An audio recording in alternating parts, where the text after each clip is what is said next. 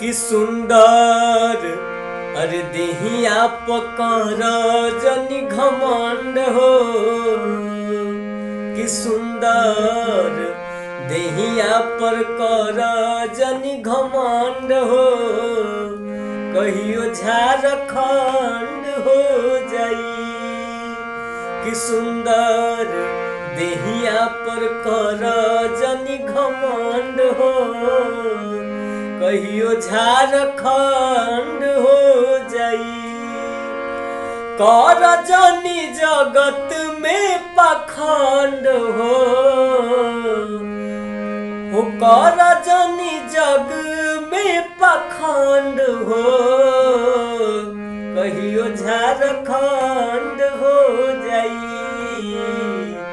कि सुंदर देहिया पर कर जनी घमंड हो। कहियो झारखंड हो जाई। मानुष के तन हई कागज के नैया।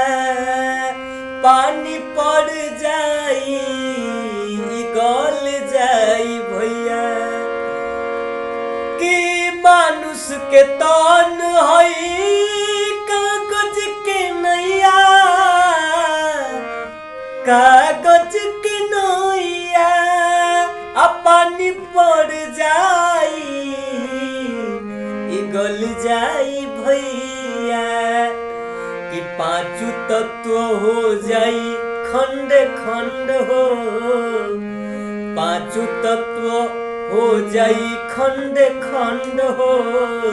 कहियो झारखंड हो जाई। कि सुंदर देहिया पकर जनी घमंड हो। कहियो झारखंड हो जाई। कर जनी जग में पाखंड हो। कर जनी जग में पाखंड हो। अरे कहियो झारखंड हो जाई। कि सुंदर देहिया पर कर जनी घमंड हो। अरे कहियो झारखंड हो जाई।